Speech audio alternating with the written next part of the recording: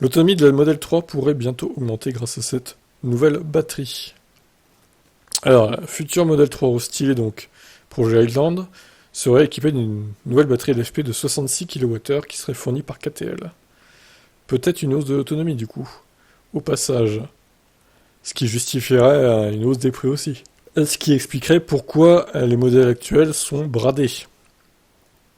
Bon.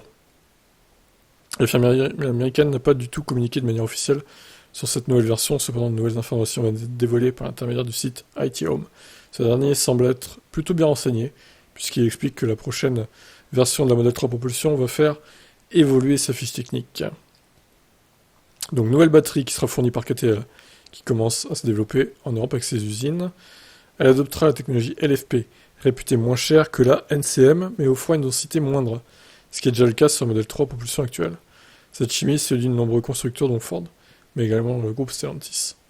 La batterie passerait donc de 60 à 66 kWh, ça devrait avoir un impact positif sur l'autonomie, qui passerait de 556 à 610 CLTC, soit environ 550 km de WLTP. Ouais, peut-être un peu moins quand même. Hein.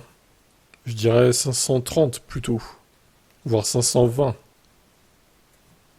Parce qu'on rappelle que c'est 491 officiellement, hein, le LTP, donc 6 kWh, ouais, 530 peut-être. Pas 550.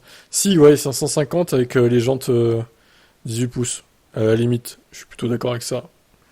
Mais sinon, ce sera 491, 530, je pense. Ou 525. Bon, bref, à voir. Cette nouvelle batterie va apporter une petite amélioration sans tout révolutionner pour autant. D'autant plus qu'elle risque d'être un peu plus lourde et donc augmenter très légèrement la conso. Ouais, bon, je pense pas qu'elle soit beaucoup plus lourde, honnêtement. Ils ont bien amélioré la chimie, la densité, etc. Donc, bon. Le modèle Y s'offrira également un coup de jeune au cours de l'année prochaine. Sur le suivi produit à 5000 exemplaires par semaine au GT5 Giga Berlin, la capacité grimpe près à 72 kWh contre 62 actuellement si on en croit des rumeurs de l'année dernière. Ah ouais, alors ça serait beaucoup plus du coup. 10 kWh, ça serait pas mal. Hein.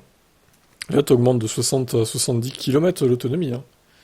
Ouais, voire même 80 peut-être. Bon bref, de toute façon, tout ça, c'est des rumeurs. Bon, il parle d'un lancement dans 1 ou 2 mois pour la Tesla restylée là. Peut-être dès cet été ou à la rentrée en septembre, hein, ou l'année prochaine. Non, je pense pas que ce sera l'année prochaine quand même. Je pense que ce sera dès cette année en 2023, sûrement en septembre, hein, honnêtement.